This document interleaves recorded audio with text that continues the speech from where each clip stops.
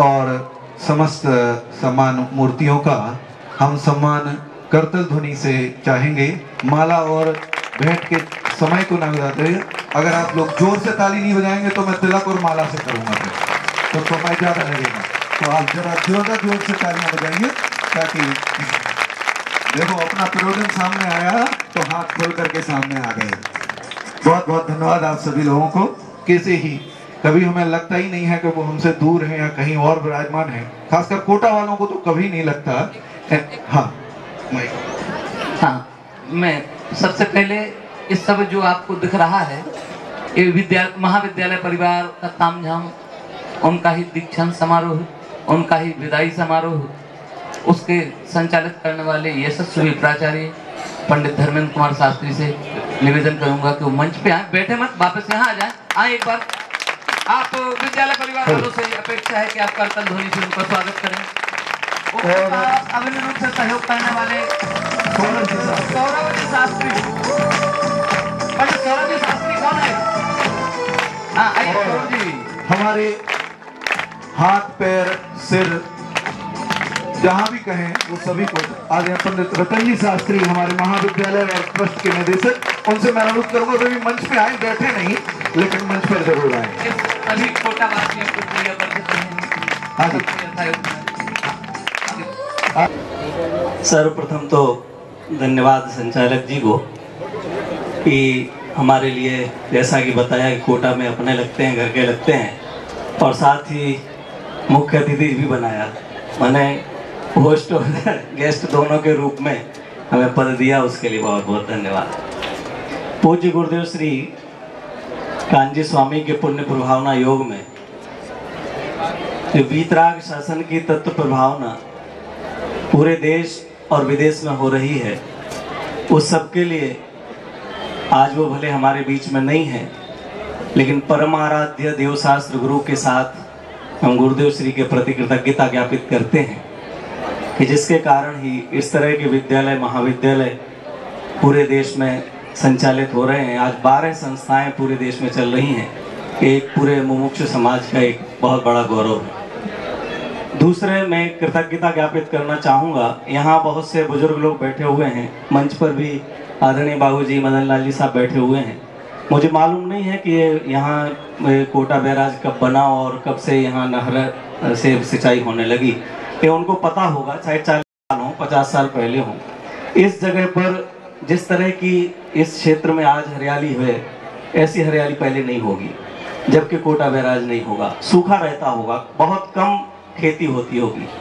लेकिन जब से ये सिंचाई का माध्यम बना, 3-3 फसलें यहाँ पर ली जाती हैं और पूरे खेत लहलहाते रहते हैं। उसी तरह से 7 वर्ष पहले तक इस क्षेत्र में, इस भूमि पर कहीं पर भी कोई जिन शासन की बात कर सके, कोई साधर्मी मिल सके, कोई धर्माराधन कर सके, ऐसा नहीं था। लेकिन आदरणीय भाई साहब प्रेमचंद जी बजाज की भावना और उनका अर्थ, और भाई रतनचंद जी शास्त्री का परिश्रम और आप सबकी सद्भावनाओं के कारण से जिस तरह से 3-3 फसलें पूरे खेतों में लहलहा रही हैं, इसी प्रकार की यहाँ पर ये तत्व ज्ञान की फसल लहलहा रही है। इसके लिए और हमें भी बार बार यहाँ आने का अवसर मिलता है, देवशास्त्र गुरु की आराधना करने का, जिनवाणी सुनने का अवसर मिलता है। इसके लिए मैं अपने पूरे परिवार की ओर से आप दोनों परिवारों के लिए बहुत बहुत कृतज्ञता ज्ञापित करता हूँ कि ऐसे जिन शासन की प्रभावना में आपने अपना तन मन धन लगाया है। और अगर आप हमारे साथ हों तो इन दोनों परिवारों के लिए जोरदार ताली बजा करके कृतज्ञता ज्ञापित करता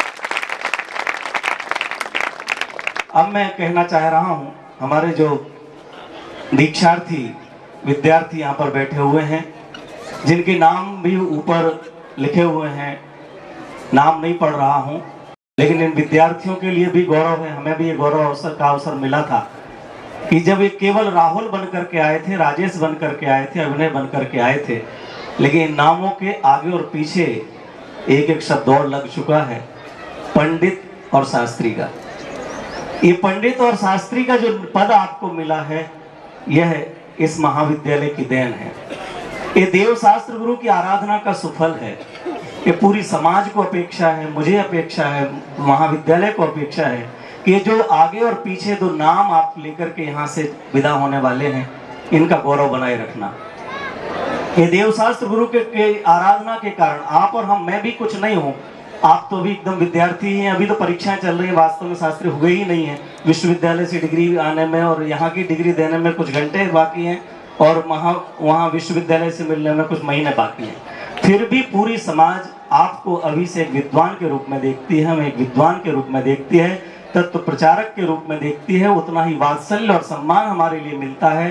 प्यारे विद्यार्थियों, हम सब की अपेक्षा, ये जिन्होंने परिश्रम किया है यहाँ बैठे हुए, इन सब की अपेक्षा है कि इनके जो आपके भी श्वेत धवल वस्त्र हैं और इनके जो श्वेत धवल वस्त्र हैं, इन पर कभी भी किसी भी प्रकार का काला दाग ना आ सके।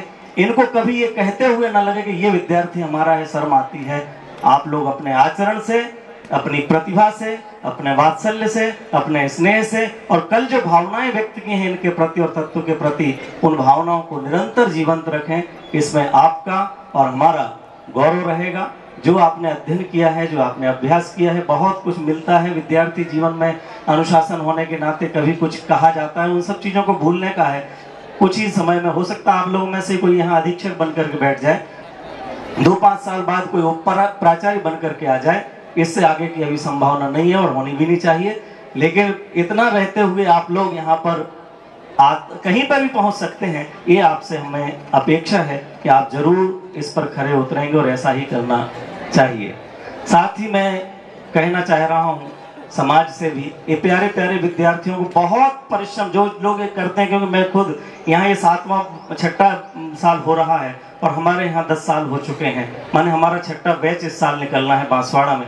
किस तरह से, और हमारे साथ हमारे दादा ने और बड़े दादा ने, और जो वहाँ अधीक्षक रहे, अभी प्राचार्य पद पर हैं भाई साहब शांति जी, अन्य सब, कितना परिश्रम और कितना हम लोगों के साथ एक कच्ची मिट्टी को किस तरह से बना करके घड़े के रूप में, एक सुराही के रूप में आप सबके बीच में रखते हैं। जितनी हमें योग्यता है, जितनी हमें पात्रता है, वहाँ आप आते हैं। इन विद्यार्थियों को भी आप एक विद्वान के रूप में तो देखें ही, लेकिन ये आपके बच्चे हैं, ऐसा भी देख करके इनके लिए पूरा वात्सल्य दें। कोई भी पहली बार MBBS करके आता है, MS करके आता है, और पहले ही दिन उतना बढ़िया ऑपरेशन नहीं कर सकता है, भले डिग्री वही लिखी जाती है, कुछ अनुभव होता है, कुछ समय आती है, वो भी इसमें होगी। तो आप सबसे भी अनुरोध है कि इन विद्यार्थियों के लिए पूरा वात्सल्य, जहाँ भी हों, देश के किसी भी कोने में पहुंचे, दूसरे महाविद्यालयों के आपके बीच आ सकते हैं और यहाँ वाले और कहीं जा सकते हैं, इनके लिए पूरा वात्सल्य मिले। तो इस पंचम काल में ये जो धर्म ध्वजा लेकर के चलने वाले, आत्महित की भावना लेकर के चलने वाले और तत्व प्रचार की भावना लेकर के चलने वाले, कितना ये पंचम काल का महान आश्चर्य है कि आज की इस तारीख में माने 500 करीब 12-13 वर्ष से लेकर के 20-22 वर्ष तक के युवा और किशोरियां और युवतियां करीब 500 से ज्यादा रोजाना गुरुदेव श्री की वाणी सुन रहे हैं, देवशास्त्र गुरु की आराधना कर रहे हैं पूरे देश में। ये कितना बड़ा आश्चर्य है। इस आश्चर्य के साथ में हमारे लिए इन सबको बहुत वात्सल्य देने की आवश्यकता है। साथ ही कल कई विद्यार्थियों ने आप सबसे कहा कि आप अपने बच्चों को शास्त्री कराने के लिए प्रेरित करें। हम भी चाहते हैं। 3 महाविद्यालय गुरुदेव श्री के पुण्य प्रभावना योग में चल रहे हैं और लगभग 250 विद्यार्थी इन संस्थानों में पढ़ रहे हैं। ये शास्त्री जो राजस्थान संस्कृत विश्वविद्यालय की उपाधि है, ये केवल यहाँ से दी जाने वाली डिग्री नहीं है, ये राजस्थान संस्कृत विश्वविद्यालय जयपुर के द्वारा दी जाने वाली डिग्री है। इसके माध्यम से 1.25 लाख से 1.5 लाख रुपए तक पाने वाले अभी विश्वविद्यालयों में काम कर रहे हैं। 50,000 रुपए महीने से ज्यादा पाने वाले सैकड़ों विद्यार्थी जो कि जयपुर से निकल चुके हैं, वह कार्यरत हैं। अन्य रूपों में भी बहुत अच्छी सेवाएं हमारे लिए दे रहे हैं। ऐसा भी ना समझा जाए कि इन सब तीनों महाविद्यालयों में निःशुल्क शिक्षाएं दी जाती हैं, इसलिए जिन विद्यार्थियों की या जिन परिवारों की परिस्थितियां नहीं होती होंगी वो विद्यार्थी यहाँ आकर के अध्ययन करते होंगे, ऐसा नहीं है। आप लोगों ने जयपुर के पंचकल्याणक में देखा होगा, ये और हमारा महाविद्यालय तो अभी भी चालू हुए हैं। ये जयपुर के पंचकल्याणक में आपने देखा होगा कि वहाँ पढ़ने वाले विद्यार्थियों ने, पढ़ चुके विद्यार्थियों ने खुद कई वर्षों के लिए अपनी तरफ से आर्थिक सहयोग घोषित किया है।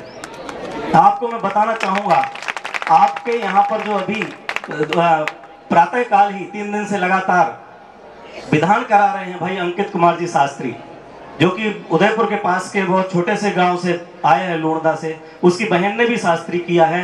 वो स्वयं का स्कूल चला रहा है, बहुत बढ़िया स्कूल, 500 विद्यार्थी उसके स्कूल में पढ़ते हैं, बहुत अच्छा स्कूल वो चला रहा है।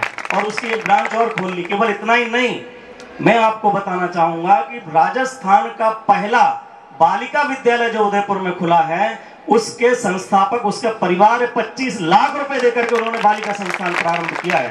ऐसे परिवार का वो बालक आपके यहाँ पर विधान कराने के लिए आया है। इस तरह के परिवार के लोग जुड़े हुए हैं। आप लोग भी, हमारी अपेक्षा है कि शास्त्री कराएं। साथ ही हम चाहते हैं कि अगर किसी की इच्छा शास्त्री कराने की ना हो तो मेरा आपसे निवेदन है कि कैसे भी हो, आज हमारे चाहे इंग्लिश मीडियम के हों, हिंदी मीडियम के हों, गुजराती मीडियम के हों, जिस मीडियम में भी बच्चों को आप पढ़ाना चाहते हो, उस तरह के तत्व ज्ञान और श्रावकाचार के संस्कारों से संयुक्त महाराष्ट्र में, गुजरात में, मध्य प्रदेश में, उत्तर प्रदेश में, दिल्ली में, राजस्थान में, सभी प्रांतों में विद्यालय और महाविद्यालय चल रहे हैं। बालक और बालिकाओं के भी चल रहे हैं। आप लोग अपने बालकों को जैसे बने तैसे, जिस माध्यम से बने उस माध्यम से बालक बालिकाओं को इन छात्रावासों में भेजें। तत्व ज्ञान और श्रावकाचार के संस्कारों से वो संयुक्त हों, जिन पर आप भी गौरव कर सकें और हम भी गौरव कर सकें। और इस तरह के दीक्षांत समारोह केवल कोटा में ही नहीं, जगह जगह मनाए जा रहे हैं, मनाए जाएंगे। 6 अप्रैल को बांसवाड़ा में हमारा 6वां दीक्षांत समारोह है, उसमें भी आप लोग सादर आमंत्रित हैं। एक बार पुनः आप सबके प्रति कि तत्व ज्ञान जो हमको सुनने और समझने को मिला है, कि कैसे और अग्रसर हो अपने हृदय में भी और समाज में भी, इसके लिए आप सबका तन मन धन से सहयोग इसी तरह मिले और इन विद्यार्थियों को वात्सल्य मिले। आपने हमें समय दिया, सुना, उसके लिए बहुत बहुत धन्यवाद। अब मैं आगे वक्तव्य के लिए आमंत्रित कर रहा हूँ। हमारे, वैसे उन्होंने अभी बहुत सारी बातें कह ही दी हैं, बीच में भी कह ही रहे हैं, लेकिन कुछ ना कुछ कहने के लिए रह जाता है, तो मैं आदरणीय संजीव जी भाई सबसे अनुरोध करूंगा वे आए। विद्वत वर्ग, विशिष्ट अतिथि, उपस्थित आत्मार्थियों, मुक्ति पथ के पथिक बंधुओं, आप लोगों से तो बात करता ही रहा हूं और करूंगा भविष्य में भी। आज तो मन है अपने छोटे भाइयों से बात करने का।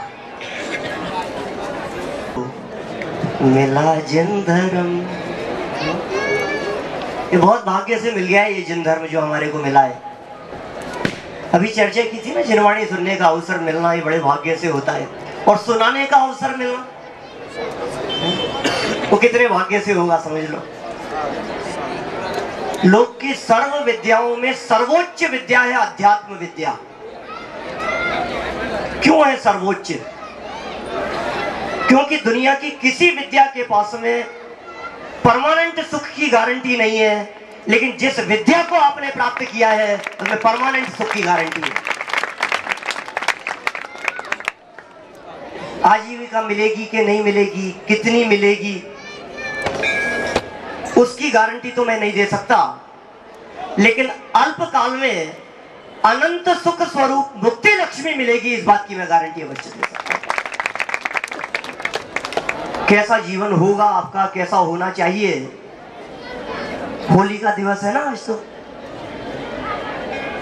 एक दिन यदि कोई व्यक्ति कुछ घंटे के लिए होली खेलता है, घंटे 2 घंटे के लिए भी, तो चेहरा देखने से पता लग जाता है कि होली खेल कर आया है। तो आपने तो 5 साल तत्व ज्ञान में होली खेली है। हमारे जीवन से झलकना चाहिए, वो तत्व ज्ञान दिखना चाहिए, वो आचरण दिखना चाहिए। वक्ता तो आप बन गए हैं, लेकिन मैं कहना चाहता हूं प्रामाणिक वक्ता होना बहुत बड़ी चीज है। आज समाज में वक्ता तो बहुत हैं, लेकिन हमारे वक्तृत्व की प्रामाणिकता, शास्त्र का आधार, जो बात कह रहे हैं वो बात प्रामाणिक हो। हर बात शास्त्र के आधार से होनी चाहिए। प्रवचन करें, पढ़ाएं, सिखाएं, बहुत अभ्यास करें, लेकिन टोडरमल जी ने जो वक्ता का स्वरूप बतलाया है, एक बार पहले उसे जरूर पढ़ें, बार बार पढ़ें उस स्वरूप को। जिन आज्ञा भंग करने का भय सदा रखना, अभिमानी नहीं होना, न्याय व्याकरण का अभ्यास करना। ये जो बातें टोडरमल जी साहब ने कही है, बहुत मार्मिक बातें हैं। अभी तो आपको ये तत्व ज्ञान का माहौल मिल गया, 5 साल बहुत आराम से बीत गए, कुछ नहीं करना पड़ा उसके लिए। रात्रि भोजन का त्याग, जमीकंद का त्याग, अष्टमी चतुर्दशी को हरि का त्याग, प्रतिदिन स्वाध्याय, अभ्यास, नित्य पूजन, देव दर्शन, सब कुछ अपने आप मिल गया है ना इस माहौल में, इस धरातल पर, इस मिट्टी पर। लेकिन यहां से बाहर निकलने के बाद वो माहौल अपने आप मिले यह कोई जरूरी नहीं है, वो माहौल आपको बनाना है, स्वयं बनाना है वो माहौल।